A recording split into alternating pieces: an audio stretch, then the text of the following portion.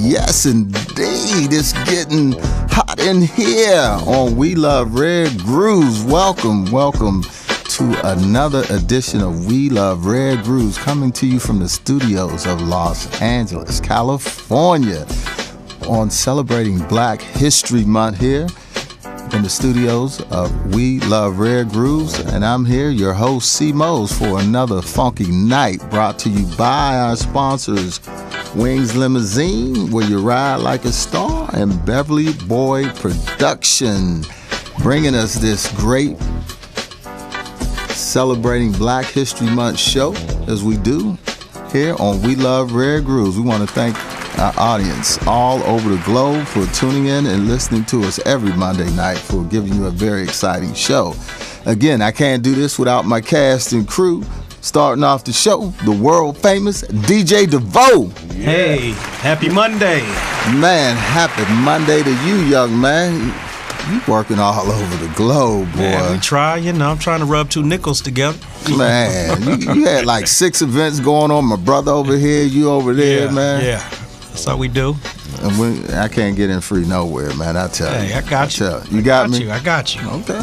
Hey, do we got me the producer extraordinaire, Mr. Greg New York Sneed? What's going on, man? Yeah. Brooklyn's in the house. Man, how was your weekend, Brooklyn in the house? Weekend was real good. Real good. Hey, like I said, we standing up straight, so we good to go. That's it. We here on We Love Red Grooves. And we got my team member over here, the consultant, Mr. Robert A. What's happening, man? Man, it's good.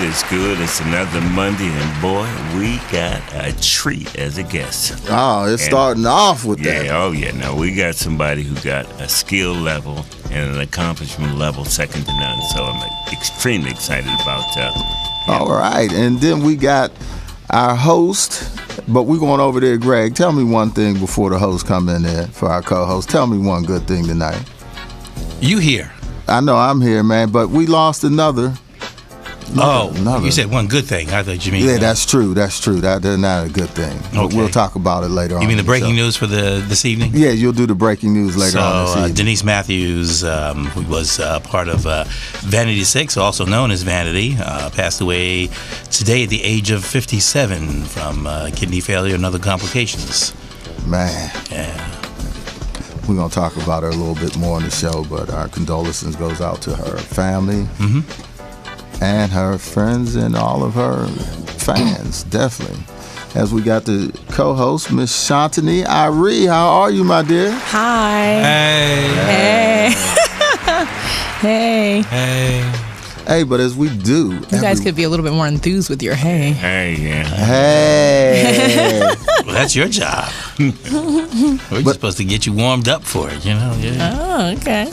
But as we do every week here on We Love Red Grooves, we bring you talented guests, man, that's covered the globe. And tonight, we stepping on it in a level that we haven't been before, man.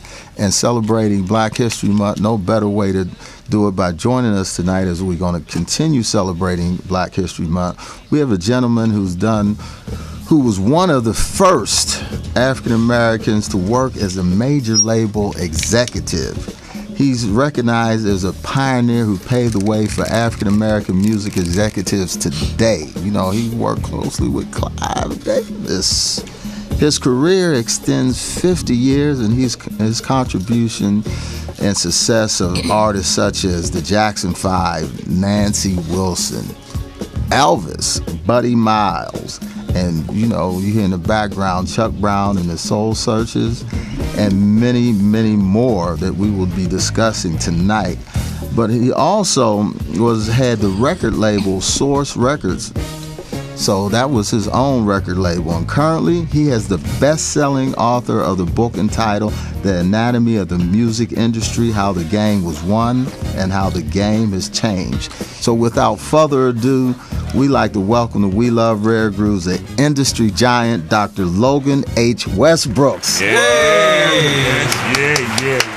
How you doing, my good man? I'm doing fine. I am just elated that you have invited me on just to meet your listeners and those people that's watching your show all over the world. I'm just elated. It's a pleasure. It's our pleasure to have you. Absolutely. We're just pleased to have you with us. And what you've done for the music industry, man, folks wouldn't know, but they're going to know tonight. If they don't, you got a great book that's out. I've been reading parts of it, and I've been very pleased to have you on the show, man, with all the history you have. We're not going to be able to do it all tonight.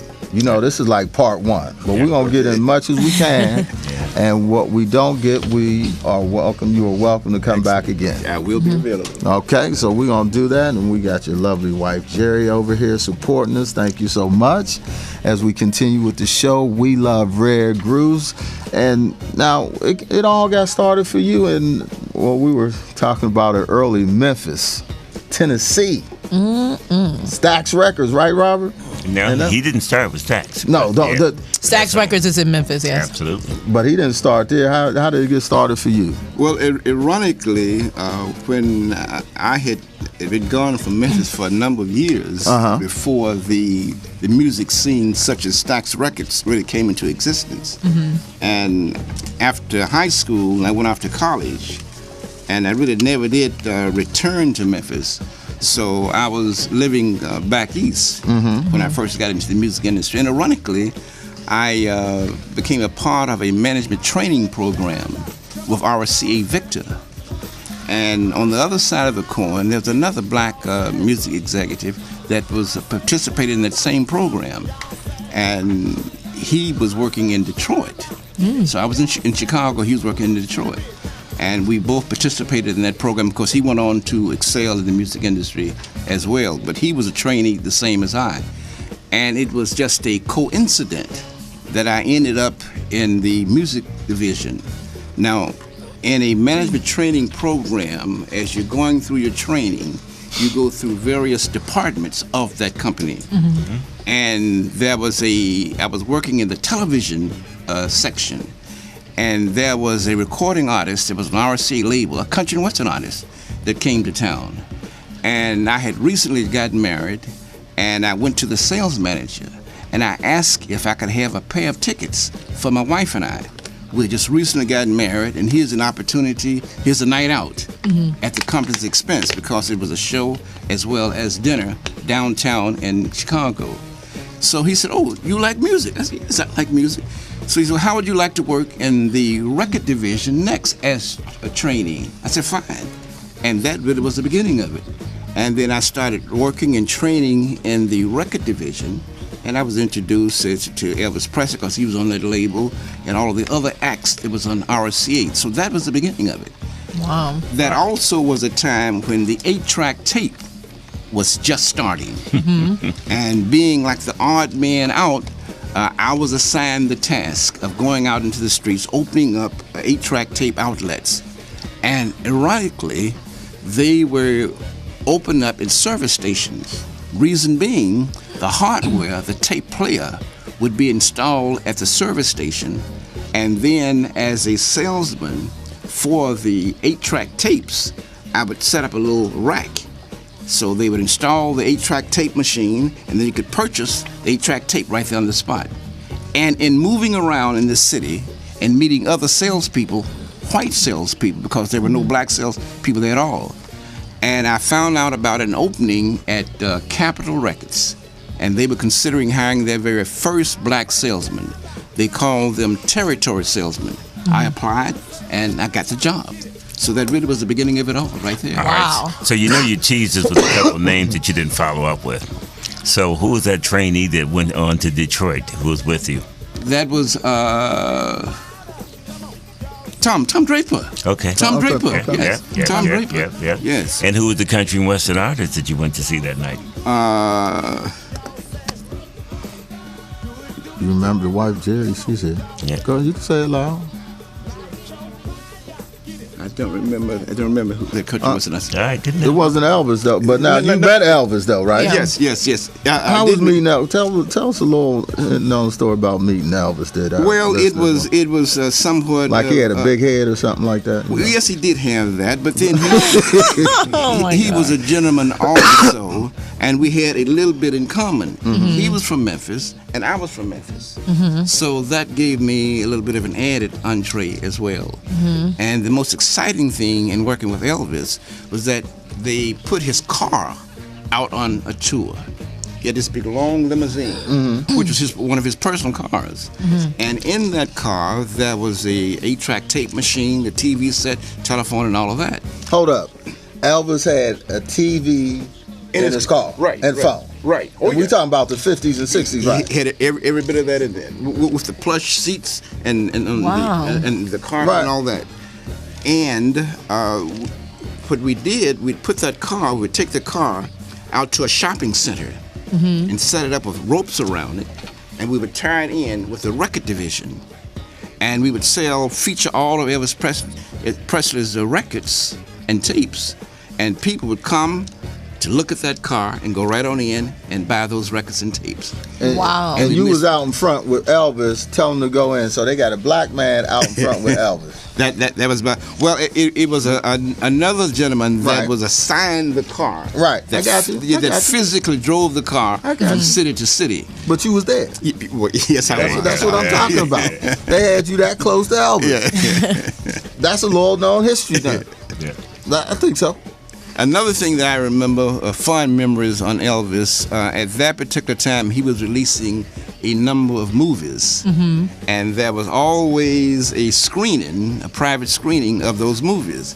And it was interesting, those earlier movies, that Elvis would be acting in the movie, and all of a sudden they would just stop the movie, and he would sing a song.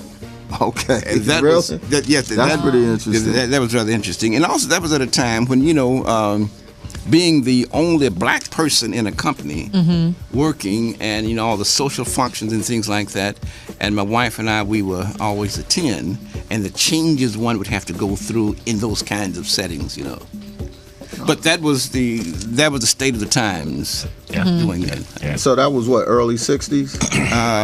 Middle 60s. Middle 60s, okay. Right. As we continue on the show, We Love Rare Grooves, brought to you by Wings Limousine and Beverly Boy Production. Keeping the show going. What we have, Greg? Just think of Flavor Flav. Boy!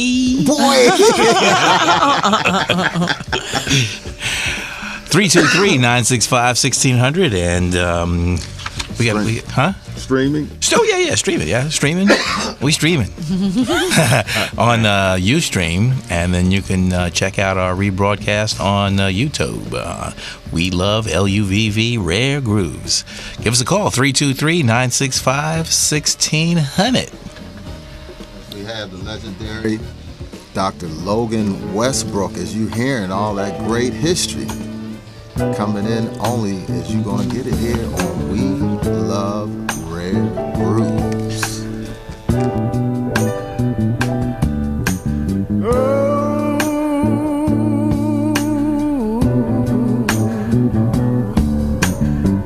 Thank God for you. I thank God. You a woman enough, girl, not to try to hide. Didn't try to hide it, baby. You didn't try to hide your love for this other guy. Hey, no need to explain.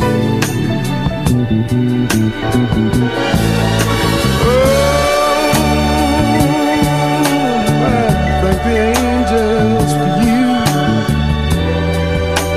that you are woman enough. Try to make it easier for me. Wherever said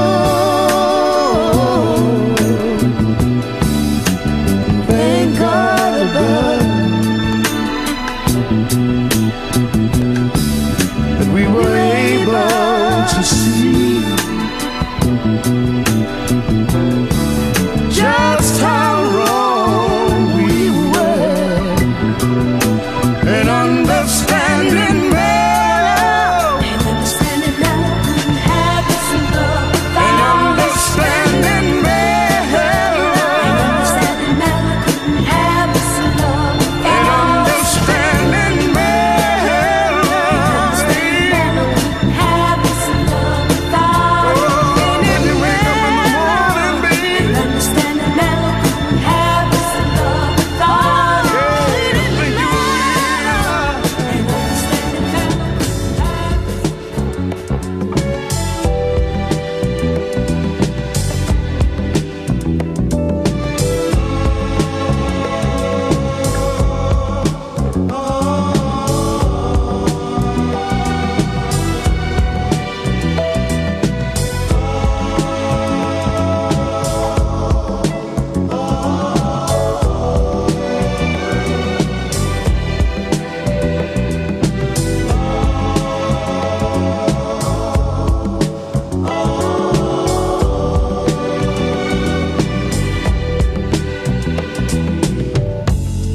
touch me. You know just how to touch me. kiss me. You know just where to kiss me. Call How to make me feel so and you know how to make me feel so good. Hold me. I feel secure when you hold me.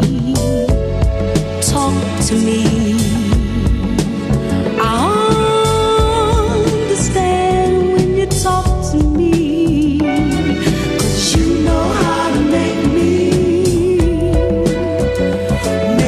feel so good. And you know how to make me feel so good. I've waited all of my life for someone like you. I'm so glad I found you. I'm so glad you're mine.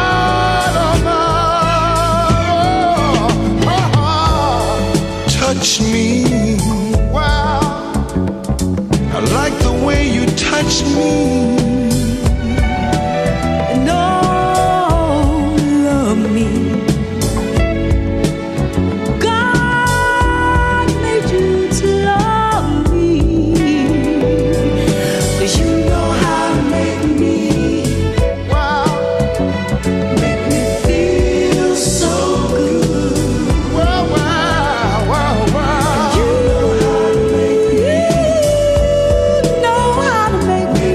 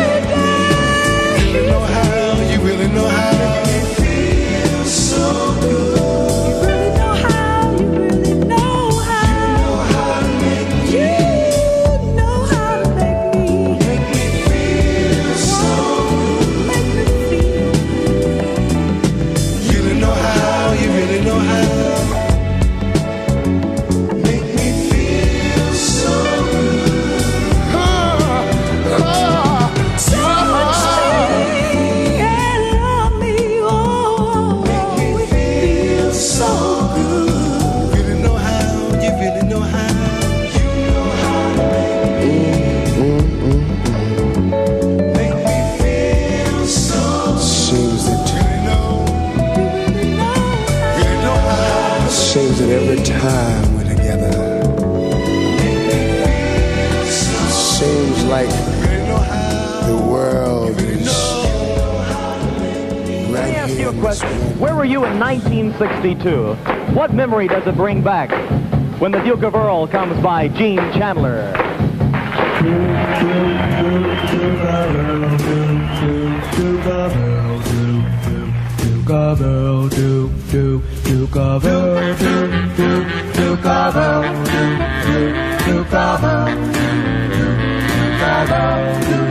As I walk through this world, nothing can stop a Duke of Earl. And you are my girl, and no one can hurt you.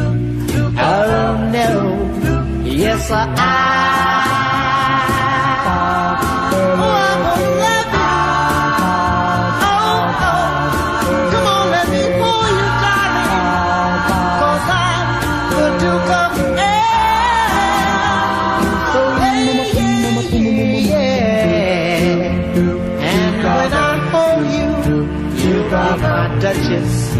Duchess of Earl. We'll walk through my dukedom, and the paradise we will share. Yes, I gonna love you. Oh, nothing can stop me now, 'cause I'm the Duke of Earl. So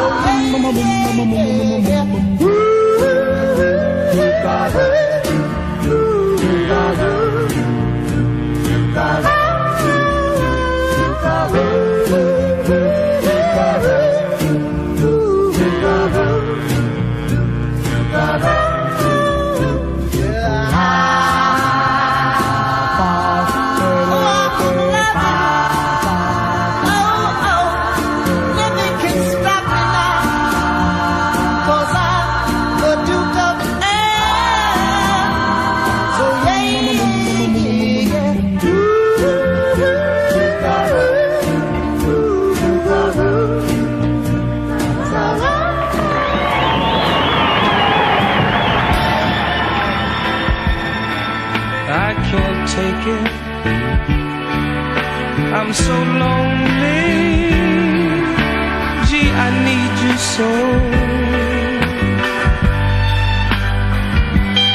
I can't take it. Oh, I wonder why you had to go.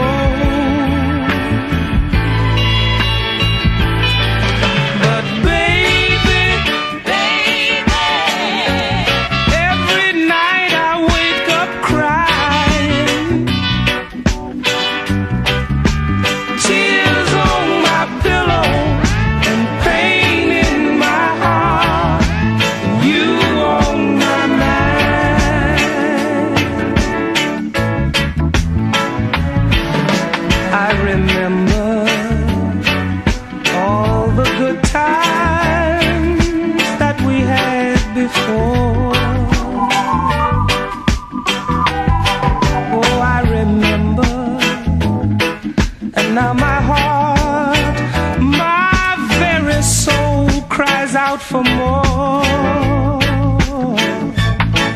but baby, all your love for me is dying. Tears on my pillow, pain in my heart, you on my mind.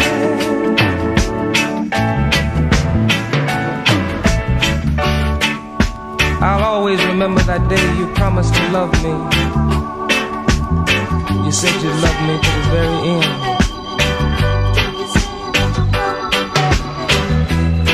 And I'll never forget when you walked away from me. You walked out of my life with my very best friend.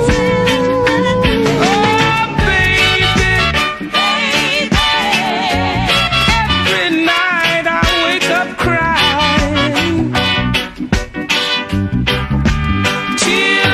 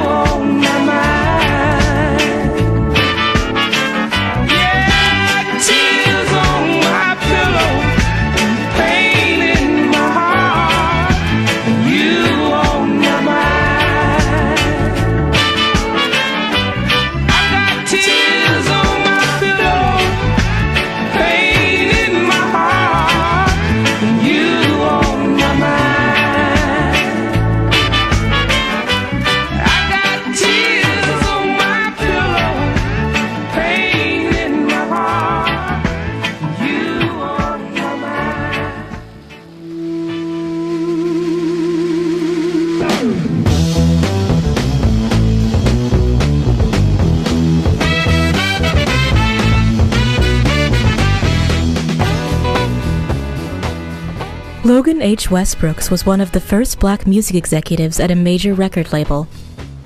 During his career, he opened the doors of the industry to many other artists, managers, and promoters, breaking down long-standing racial barriers in the music business.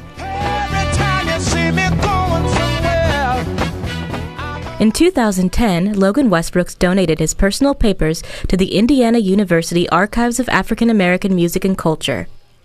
His collection documents the growth of the black music industry from the 1960s through the 1980s, as well as his formative years in Memphis and his philanthropic activities through photographs, correspondences, business records, posters, record albums, and other audio and visual materials.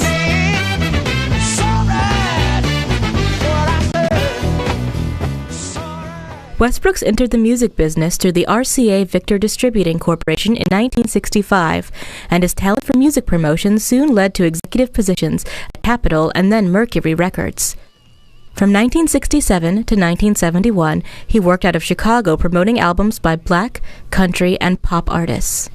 That year, Westbrooks moved to CBS Records to head the new Special Markets Division. Just as I was going into CBS, and CBS decided to sort of make it a little bit more sophisticated. So we don't want a national R&B promotion manager. It wasn't called black at the time, so they came up with the cute term of special markets. So you'll be the director, the national director of special markets. But special markets meaning black music. At that time, black professionals were pushing the music industry to better represent the needs and interests of the black community. We love Rare Grooves, man. Check it out. That's what we have, Dr. Logan Westbrook. This is how it all got started, man. Mm-hmm. And that's what you come together with the book now, The Anatomy of Music Industry, how the game was and how the game has changed, man. Yep. We got our copies here, so please pick up that book on LoganWestbrook.com. LoganWestbrooks.com.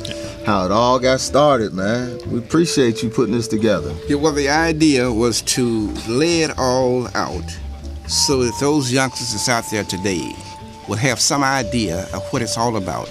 And it's like a blueprint. If anyone is interested in any phase of the music business, this is the book that will help them out. That was the idea. Well, that's the idea that we have here, that we're going to keep going strong in our community and the music industry today, man. So we really appreciate you putting that together. And it's so incredible how many stories that I know you have. Because when you start looking at the roster of artists you work with, and we open up with one, I want you to tell us a little bit about Chuck Brown and the Go-Go Scene out of Washington, D.C. Did I jump? Yeah, yes, we wanted to go to artists we just played. Okay. The artists we just went and played. All right, then let me finish. Is Greg going to go? Go ahead, Greg. All right, so we opened up with Jerry Butler and Brenda Lee Eager. Understanding Mellow. Yeah, well, I worked with Jerry at Mercury Records when that record was released. That was one of the records that I promoted and marketed. And Brenda Lee, just a youngster there in Chicago, one of his backup singers. Matter of fact, along with his sister and two other young ladies. But Brenda Lee was the lead singer along with Jerry on that particular song. Incidentally, she is still active out here on the West Coast. Wow. Doing a lot of shows. And she is still just as good as she was then. Oh, yes. I didn't know that, man. I remember buying that 45. Then we moved on to we had Harold Melvin. Harold Melvin and the Blue Notes. Yeah, Harold Melvin and Sharon the Page. Blue Notes and Sharon Page. That was a great song. That was a great artist, a great album. And that album was released on Source Records. It was called the Blue Album. And ironically, I had really wanted to put an album out on Sharon Page. I thought that she had such a beautiful voice. Yeah. She was just such a great lady at that particular time. And what happened? Well, what happened, you remember with Harold Melvin and the Blue Notes? Yeah. Teddy Pendergrass was with him at one time. Right. And he actually told me, Harold Melvin said, I will not make another Teddy Pendergrass. So consequently, oh my goodness, Sharon was signed to him. So there was nothing that I could do. So I was never able to put out an album on her. Wow. But that was the reason why. I'll never make another Teddy Pendergrass. Because Teddy Pendergrass started on his own as a solo artist. Right. And really became bigger than Harold. That's right. Yeah. Way bigger. And Way then, bigger. well, and then Harold's group, just kind of went down. Maybe one album after that. Yes. Yeah. Yes. All right. And then we moved on to. Then we had Gene Chandler. Gene Chandler, I worked with Gene Chandler at Mercury Records also. And he was one of the local artists around the Chicago area. He also had a production company. He had a group called Simtech and Wiley that was on his label. Do It Like And Mommy. That was all distributed manufactured and distributed by Mercury Records. So I worked with all of those guys, and that was Gene Chandler's company. Wow. Simtech and Wiley, that's a good one. And then from there we went to Johnny Nash. Johnny Nash. Tears on what my a pleasure. pillow, yeah. What a pleasure to work with Johnny. Now, if you would notice, there was a little bit of a reggae flavor Yes. to that. A lot of reggae flavor. Well, Johnny was living in Jamaica at the time. Oh, okay. And a very fine gentleman, rest his soul, named Danny Sims, was Johnny Mathis's manager. And Danny persuaded some officials from CBS that was based in England to record Johnny Nash. So there was a song called I Can See Clearly Now. Oh, right. That was a #1 record in England. So then they brought it to the United States. And that's when I became involved with it in promoting and marketing that record. So that released in the UK first. So wow. Yes, it was. It was hit in the UK first. Now, ironically, there was a photographer out here on the West Coast. And I brought Johnny Nash out here to do the Soul Train show. And I presented him with that gold album. And there was a photographer that was there on the set of Don Cornelius' show that was shooting.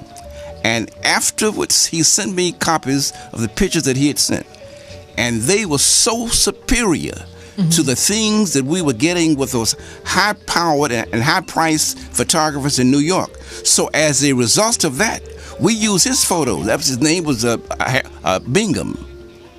He became Muhammad Ali's photographer. Right. But he was his pictures was just so superior over everything. Wow. So that's who I went with for the album cover. Wow. Wow. The was history. awesome. Wow. And what years were you at RCA? I was at RCA 60, 65, 66, 67. Then over to Capitol Records. Right. And then to Mercury, and then to CBS, and CBS Domestic, and then CBS International. And with RCA, when you were in New York or out here?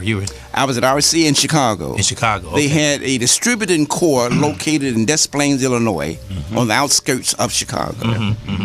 Wow. Airport. Yeah. So I have an A and B question for you. Being that you're from Memphis, and can you talk about how April 4th, 1968 affected music, and can you talk about how important social injustices and social consciousness is in the music industry? Do you feel that artists have a responsibility to talk about those things? I feel like your generation was, far superior as ours is as far as addressing those issues through music. Well, I can think of your first question concerning the social consciousness of artists, and there was a medical doctor in Chicago. I can't think of his name, but he was a medical doctor, and I got with him, and we came up with a plan that was called Project 75. And Project 75. Now this was the early 70s, so we had about a 5-year plan. The idea was to double the enrollment of black medical students in medical school by 1975. And the way that we would do that, we would get recording artists to do concerts, to raise monies, to finance those students. His name was Dr. Andy Thomas. That was the doctor there in Chicago. That was one plan. Also, I remember when I was working when I first came out here on the West Coast working for Capitol Records. And there was an organization in Watts called the Mafundi Institute. Wow, 2 weeks in a row. Right, 2 Yeah, weeks in a row. and the idea was to raise monies to fund youngsters from Watts in the arts. We had a group here 2 weeks Black ago Ice. called Black Ice. I don't know if you remember them. They were talking about that's how they got their start. Okay. Raymond And the St. Mafundi, Jo- right, yeah. Raymond St. Josh, so- the actor. Yeah, okay, Yeah. great. And when I was at Capitol Records at the time, Yeah. so being on the inside, I was able to persuade them to donate monies to the Mafundi Institute. Wow. So we had several fundraisers for them. See how it comes And full these circle? cats that were here last week were the benefactors. We're the of that. benefactors of that. Right. Absolutely. That's amazing. That is Right. amazing. Beneficiaries, That's I should crazy. say, beneficiaries. We love Rare Grooves, baby. Come on. Yeah. That's how we do it. So, do you think that artists have a responsibility for the social issues to just talk about it in their music? I most certainly do. I think it is their responsibility, and I am so elated with what Beyonce did. Right. At the Super Bowl. That's what I was thinking about. Yeah. I say it was long overdue, but it's right on time. Yes. There you go. Wonderful. As we continue with the show, We Love Rare Grooves. Thank you. Give us a call. 323-965-1600. 323-965-1600. Let's go into Beverly Boys Production, giving you the best in video quality. Beverly Boy Productions, with offices in Los Angeles and Miami.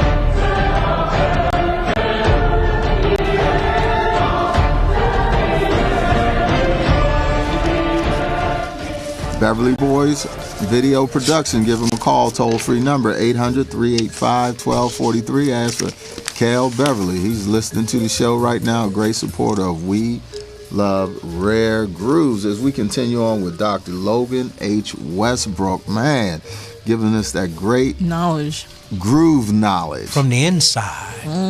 As you say, it's in the can. It's not in the can. It's fresh. Yes. It's fresh. No preservatives, additives, additives to it. No or fillers. And go online and get his book, man. The Anatomy of Music Industry: How the Game Was and How the Game Has Changed. Can they get it? They only get it on your website. Can they get it on Amazon or anywhere else? Amazon, they most certainly can. Amazon.com. Great. As we continue the show, DJ DeVoe, Greg New York Sneed, you want to take us away? Wait, certainly.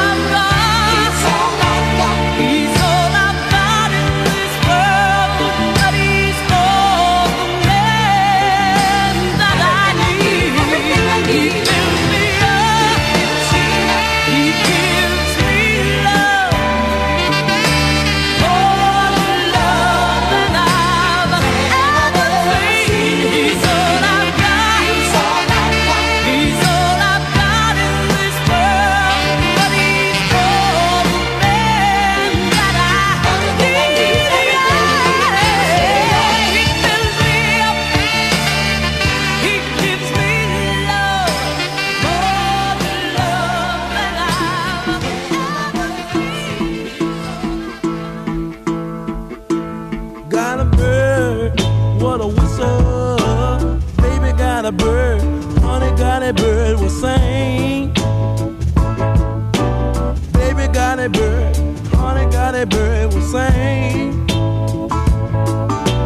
Without Corina, sure don't mean a natural thing.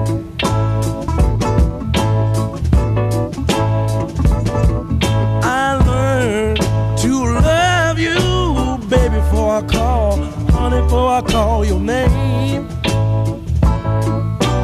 Baby, before I call, honey, before I call your name. I wouldn't trade your love for money. Honey, you're my warm heart, baby, you're my warm heart's flame.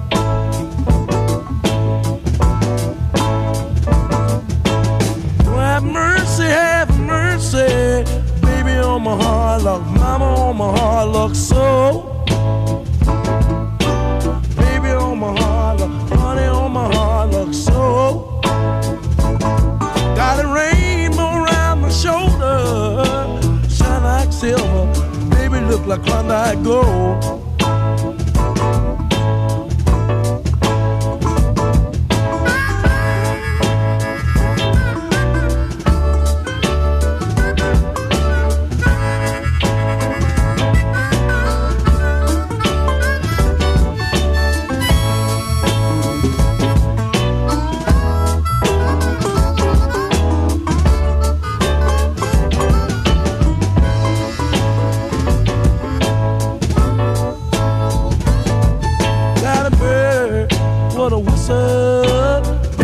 A bird, honey got a bird will sing.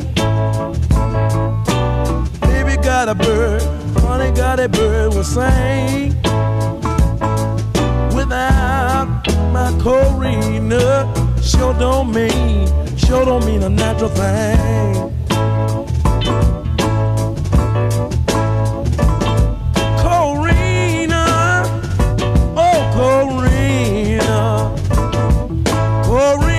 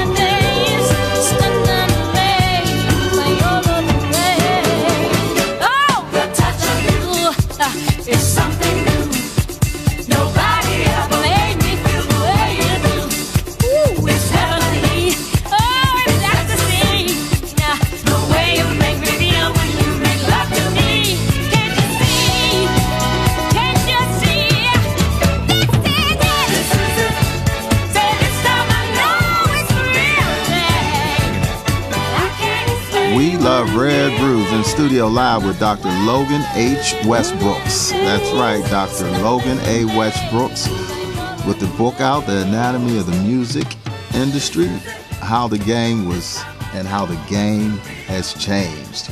As we continue here on the show, We Love Rare Grooves. Give us a call, 323-965-1600. Streaming live on rmconair.com. Yeah. Give it to me, Greg. So in reverse order this time, we had we were talking over the back end of Melba Moore, and This Is It. And we had Mr. Henri St. Clair Fredericks. Everybody's looking at me. Who's that? That is Taj Mahal. We're like, who? Yeah.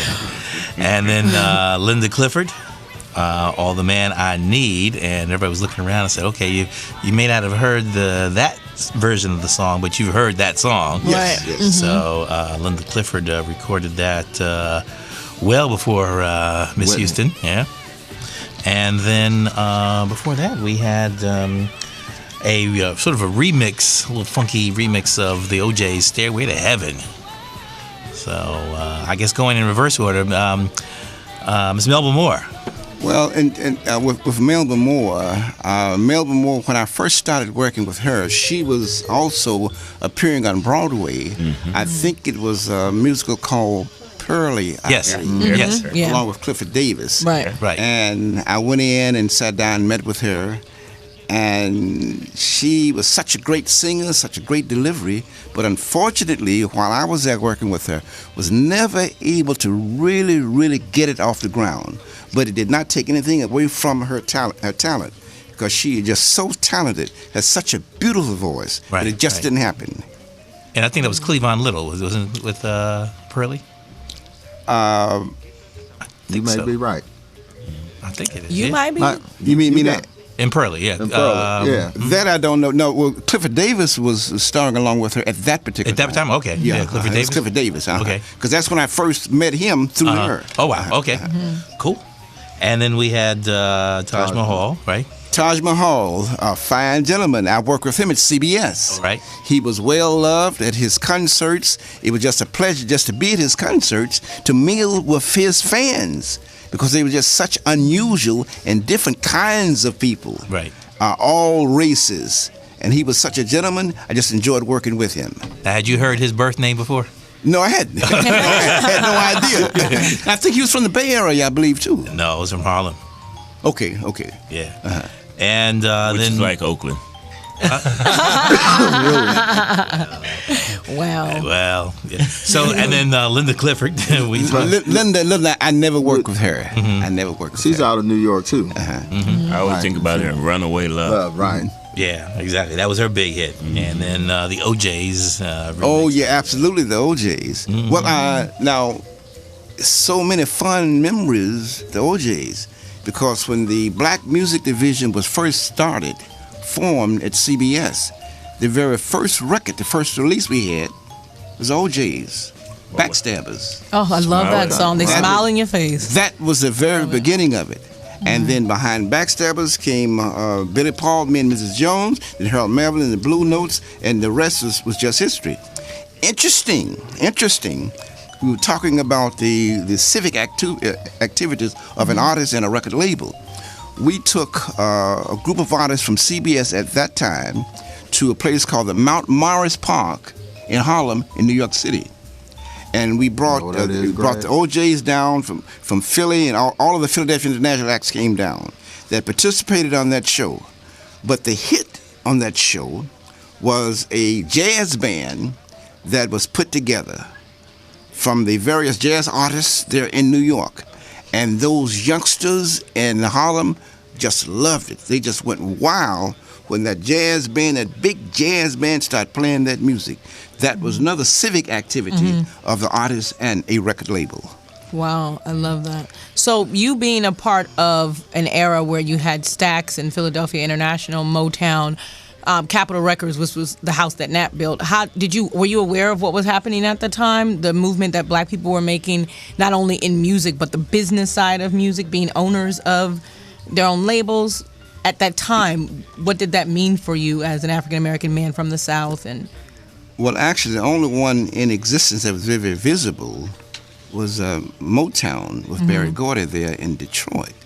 But being there at that record label, and I could see the monies that was being made off of black artists there at CBS. And then I had spent a number of years living in Chicago, and I had come under the influence of Jesse Jackson and Operation Push, and also had befriended Cannonball Adderley, who was civic-minded as well. And every time he came to the Chicago area, my wife and I, we spent a lot of time with him. So when I started working there at CBS, I knew the need, and I saw that the position that I was in, and I was able to persuade the powers to be there at CBS to donate monies, time, and to push and promote black causes. Matter of fact, we ended up with, we did a show for Mrs. Martin Luther King in Atlanta, Georgia at the Omni. I used, as headliner of that show was Sly and the Family Stones, who was very hot at that particular time. Very hot. We also used some of the top acts from Stax Records. So we did that, raised a lot of money for her. Another time, we put a show together for the Black Caucus in D.C. Now, on that show, I used Don Cornelius, who was a good friend of mine, as the MC of the show. The headliners was Isaac Hayes and Nancy Wilson. That went over very, very well. And eventually that led to CBS naming a vice president on loan to the Black Caucus to raise monies for them, for their foundation. Unfortunately, that eventually led to the demise of the Black Music Marketing Division. Because basically what you had, all these monies going to all these black causes, and politically, internally, the pressure started being applied. And eventually they just eliminated the department completely. Wow. There it is, right there. That's the picture of you, Don, and Dick Griffey, right? Yes. Wow. Solar Records. Yeah, that picture there, that was in our offices there on Sunset Boulevard, and that was the forming of Soul Train Records. Okay. That's what was happening there. Right. And I had just resigned from CBS, and we moved back to the West Coast. Okay. And we were in the process of launching that label. Okay. There you go. Wow. We Love Rare Grooves. Awesome. I got a quick question for you. Was there ever a Logan without a mustache? No. She said no. She said no. His wife answered that. Right. He was probably born with a little mustache. It used to be much heavier. Even I had a beard at one time. Oh, we got some of those. We gonna show some of those as we continue the show. We Love Rare Grooves. What year was that? I'm sorry. That was about 76, 77. Okay. Right, the Afros was still there. Well, I don't know when they came and when they left, so. You weren't born yet. I wasn't. That's why I was asking. Man, that's a classic picture. It is. We pulled that out. That's what we do here on We Love Rare Grooves, man. That's how Those we do. suits and everything are nice. That's when that open shirt was in with the little chain and the little A little taco meat, As we continue the show, We Love Rare Grooves. We got coming up at Catalina. We got another great artist that will be joining us in studio next week. What we have there, Greg? The Catalina Jazz Club presents an evening of music and songs with Miss Mickey Howard for two shows, Friday, February 26th and Saturday, February 27th. Mickey Howard is known for such hits as Love Under New Management, which you hear in the background there, Come Share My Love, Imagination, and Baby Be Mine. She's been nominated for a Grammy and an American Music Award for Best R&B Female Vocalist. The Catalina Jazz Club is located at 6725 Sunset Boulevard in Hollywood, California. Tickets are now on sale for $25. You can purchase them online at catalinajazzclub.com. Also, there's a mandatory 2-drink minimum, or you can have dinner. For more information, call 323-466-2210. That's 323-466-2210. Seating is on a first-come, first-served basis. Wow. So call 323-466-2210. Seats are limited. So come and enjoy an evening with Mickey Howard and share the love. As we do here on We Love Rare Grooves. Continuing the show here, as we were talking about record labels, and this is a great segue to go into the record label that you started when we come out of it. If we start the show with the next selection of songs, we'll come back and talk about your record label, the Source Record Label by Dr. Logan H. Westbrooks.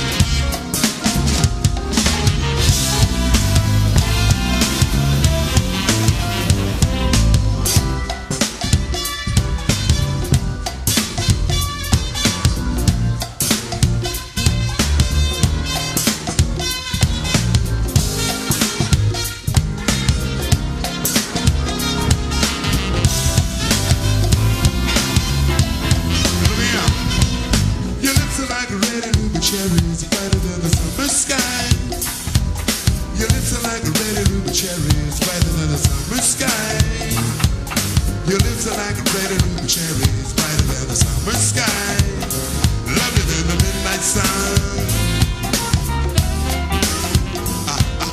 And when the rain was falling from the skies, falling from the skies above, my lonely heart was longing for somebody, longing for some true love. It was a very sad and lonely day, lonely when you came my way. You came to me in the rain, in the midnight sun.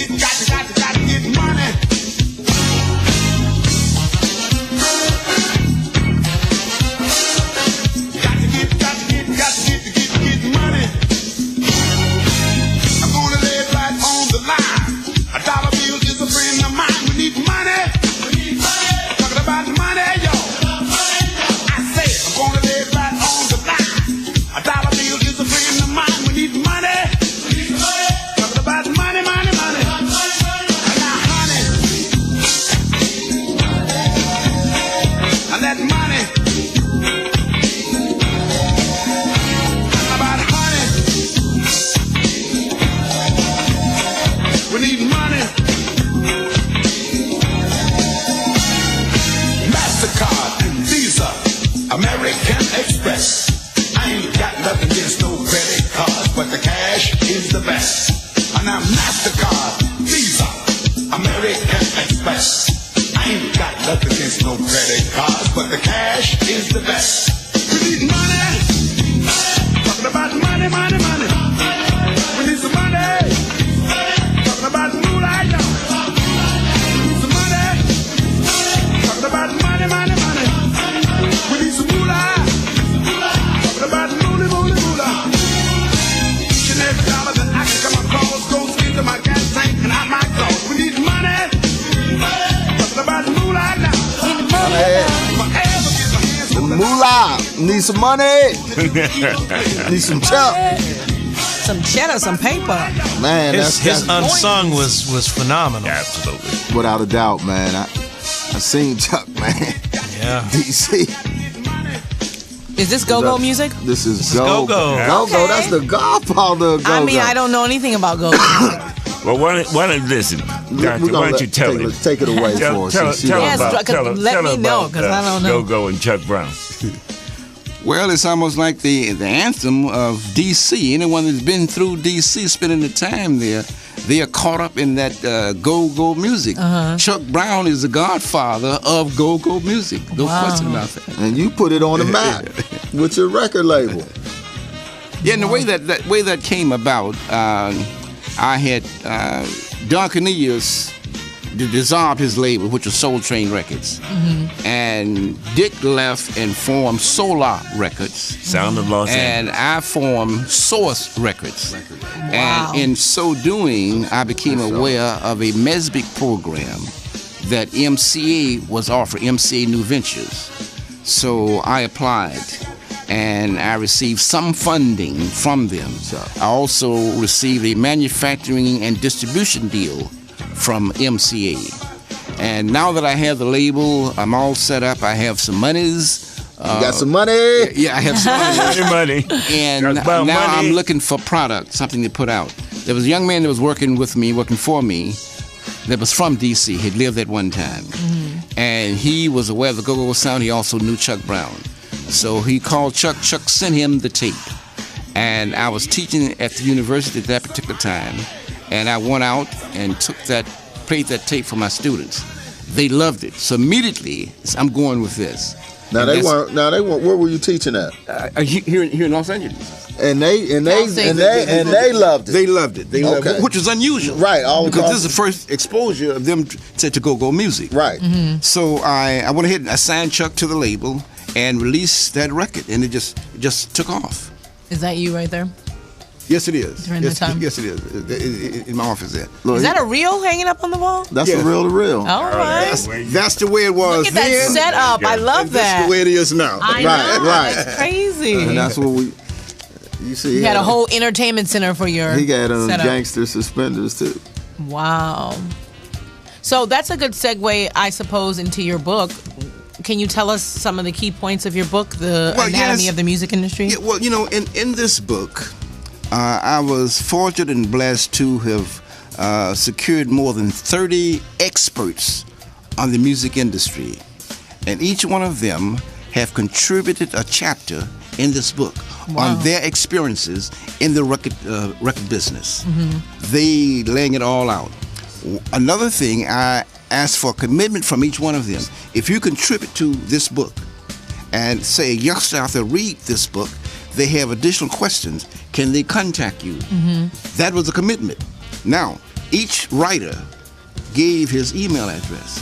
So if one is reading a chapter on a particular subject on the music industry, they can contact that individual to get additional information. That's great. So I was very fortunate to have gotten that. That's great. Wow.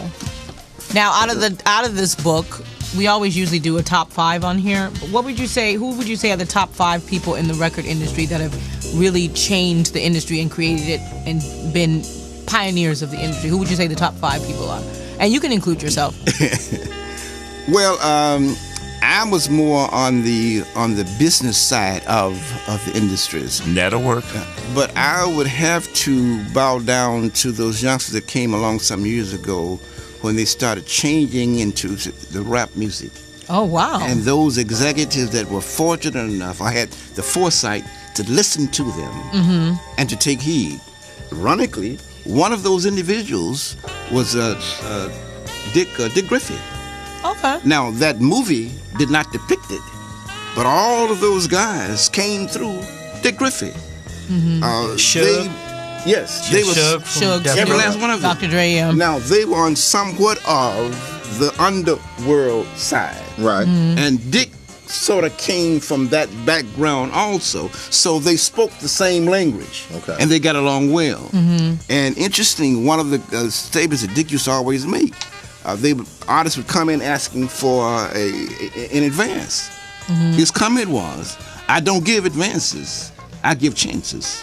Now, that wasn't my philosophy, but that's the way he operated. I'm like, and it was successful for him, too. Yeah. So I would have to take my hat off to those early youngsters that came along as the business started changing. Wow. And it was a good thing, too, because in the past, the record label was a gatekeeper.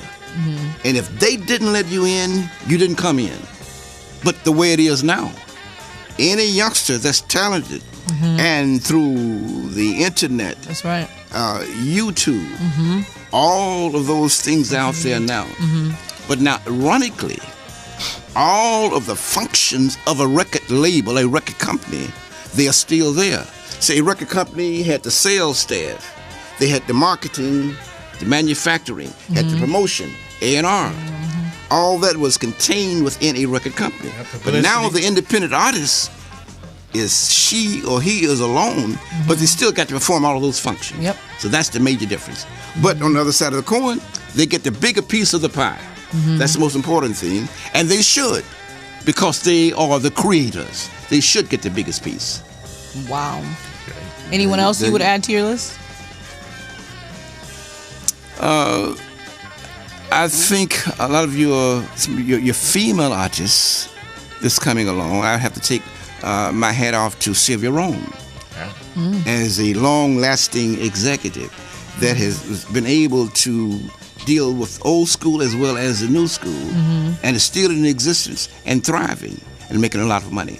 Wow. I take my hat off to her. Great. All right. That's great, man. We only Amazing do it here advice. on We Love Rare Grooves. You can't Shazam it. You can't get anywhere.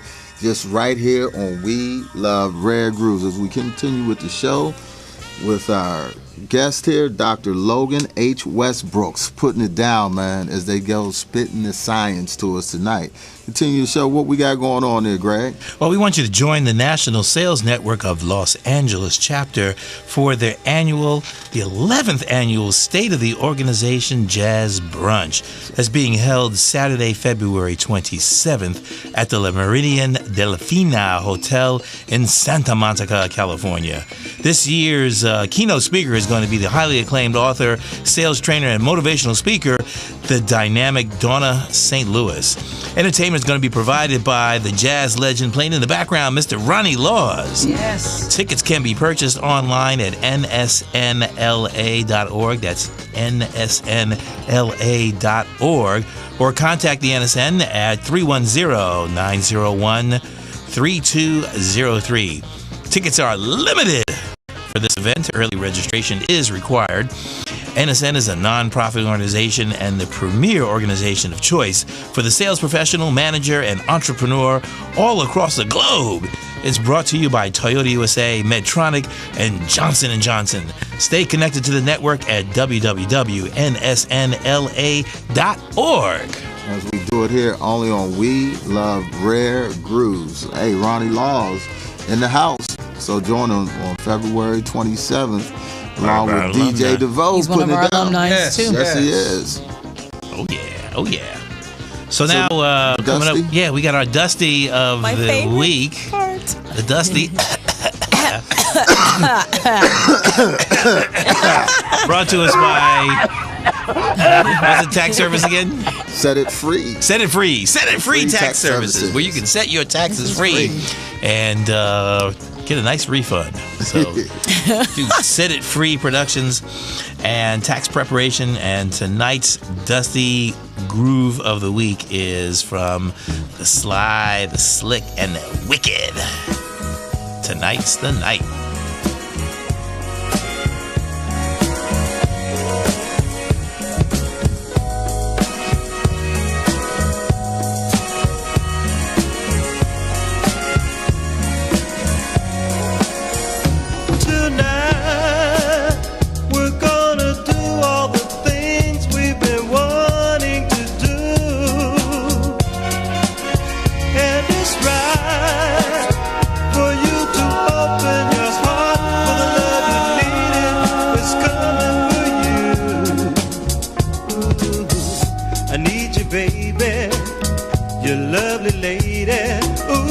Such a beautiful sight. I wanna love you, baby. Come and drive us crazy all night until you're filled with this delight. Well, yeah. Every time I see you, my heart it starts beating so fast. I only want this moment, girl.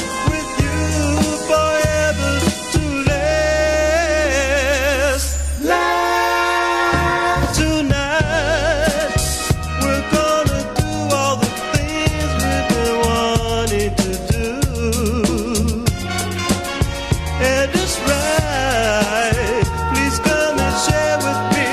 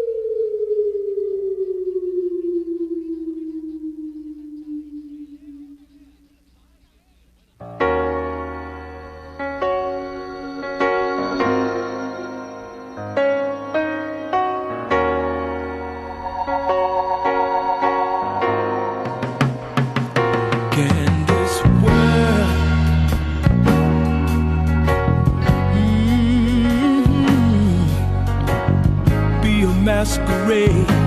Yeah. Ooh, yeah. Are you really what we see on the outside?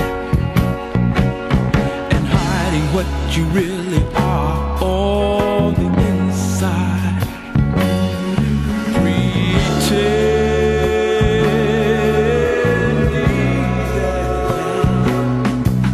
Pretending you're something you're really not. Yeah, yeah.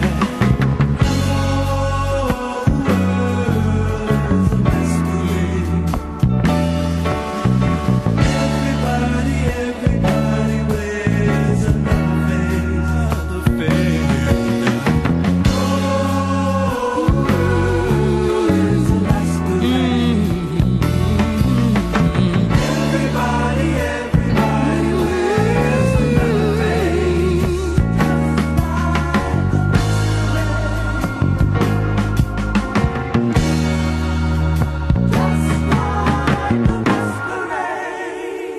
Can't you see? Can't you see what you really are? Oh yeah, tell me that you want the world to be a better place. Yeah,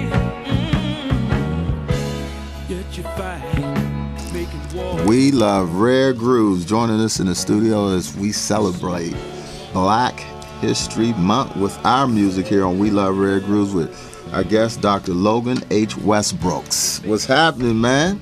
I think we got a call on the line for you tonight. Caller, who do we have? Hey, this is Johnny Morris. I know the show's about over. I wanted to say hello to Logan, a long-time friend when I was program director at KDIA in Oakland, San Francisco. Okay, hello. Oh, hi. Yeah, back in the day with Lee Michaels, Jerry Bolding, Yes, Keith Adams, Lucky 13. Lucky 13, the boss of the Bay, and I know you've had a long career, and I remember the great days that you would take time to bring product by the station. Uh-huh. Wow, that's memories right Wow. there. Thank you for calling in. You remember Johnny Morris? Yes, Absolutely. yes, I do. I do too. And KSSA, Lucky 13, KDIA. Yes, sir. Okay, thank you very much. Thank you for calling. Okay. Wow. He was Wow. he was one of the Touched top, many lives, Dr. Yeah. Westbrook. Right. Wow. Yes. He was one of the top DJs in the Bay Area for Yes, quite a long yes, he time. was. Yes, he was. And a nice guy. Yep, that too. So, Greg, who's that playing in the background? We have Earth, Wind, and Fire. And this is the song. It's Whole World is a Masquerade. And I think it's from the album Last Days in Time. Mm-hmm. Yes. Is that right? Yeah. It's on you, man. Well, it's so appropriate that we're playing Earth, Wind, and Fire just as we are celebrating the life of Maurice White. Yes. And we look at him from a creative standpoint as a writer, as a musician. But he also was an astute businessman. Yeah. And I can remember at the very beginning when they were just getting started, and how he kept his act on the East Coast. That was at a time when Frankie Carter had that quiet storm sound. And Earth, Wind, and Fire, their music at that particular time fitted right into that groove. So consequently, Maurice made it he kept his act there on the East Coast at those type stations that continued to play his music as he was establishing his act. Wow. Yeah. Some good knowledge. Yeah. Gotta be strategic. Now, what you know about the modern jazz quartet? Look at some of the most talented men I've ever worked with. They were all professionals, and unstaged when they started playing, it was just as if they were just breathing together. They just fitted so well, and it was a pleasure to work with them off stage as well as when they were performing. So it was always a pleasure. And whenever I think of the modern jazz quartet, it just brings a smile to my face. Bill Jackson, man. Aww. Well, I have a quick little statement since we just celebrated Valentine's Day, the day of love. How many years have you been married to your Valentine? We've been married for 51 years. Hey! And what's the secret? And what's your secret to marriage being in the industry? What's your secret to a long, happy marriage? 51 years. Hold on, that slipped out. You said 51 years. Yes. Yeah. Well, we got married when we were 10 years old. They got married when they were 10. Wow. So what's your secret? Well, my wife has always been there with me, has been very, very supportive of me, and even working for a number of different companies in various cities. She always was there to support me, and she was a school teacher by profession. She would resign from her job to move with me to my new job. And there was never any hesitation. So I always had that encouragement. And also, working in the music industry, it was just such a fabulous career. I enjoyed it so much. It was never necessary to go on a vacation because to me, all of it was a vacation. And on a lot of my trips, business trips, I was able to take my wife along with me, even when I was working on an international basis. All those European countries, Africa, she was right there with me. So we just had a great time. That's amazing. That's Congratulations to you guys. That's what it's really about. Now, we want to take a moment here to, since you graced our studios with such great knowledge and information tonight, man, that from behalf of the We Love Rare Grooves team, from DJ DeVoe, Greg, Robert, Shantini, and myself, we want to honor you with this award for coming on for all the great things that you've done in your 50-year career, man. This is something. We love Yeah, you're something. So you want to hold it up there as they get a little photo snap of that for you, man, on here on We Love Rare Grooves. We really appreciate you, Dr. Westbrooks. This was only part one, man. Yeah. Oh, yeah. We got 3, 4, and 5 to do back. So you have to come back, man. Yeah, you have to come back. And you don't have to come back as a guest. You can come by and just join us and hang out, man. I know you got a lot of things doing, a lot of things that you're doing right now, but man, the studio is always open for you, man. You're part of the We Love Rare Groove family. And don't forget to pick up The Anatomy of the Music Industry, How the Game Was and How the Game Has Changed on Amazon.com and also on Dr. Logan H. Westbrook's website. Right, the information is right up there. If you show that for us as we get ready to conclude our show. I got my copy here, signed here. You totally need to give me that copy, Clifton. I had mine signed right here. More from it. So tune in. That's true. Tune in next Monday at 8:30. So we will have a special program, a special guest for you. Yeah, I think Miss Mickey Howard's coming through. Mick. Mick coming through. Mick. All right. So as we do on We Love Rare Grooves, please keep tuning in to our show every Monday night. Every Monday. And check out our replays on YouTube on We Love Rare Grooves. Our Facebook page. We're still on Instagram, right there? Yes, we're on Instagram. Westbrooks, thank you so much Twitter. for coming in. Thank you. Appreciate you. I've Love you, enjoyed sir. it a minute. Yes, sir. Shout yes, out sir. to our East Coast listeners for staying up to the wee hours. Bay Area. Shout out to the Bay Area. Yeah, absolutely. Shout out to his wife. Yeah, shout out. 51. Shout 51 out, years of saying yes, dear, right? Yes, dear, right. And shout out That's to how you our, stay married. our Yes, listeners dear. all over the globe. Hey, shout out to my girl Janine. Said I listen to your show every day. So All right, Janine, all right. there's a little love for you. Continue on with We Love Rare Grooves. Good night.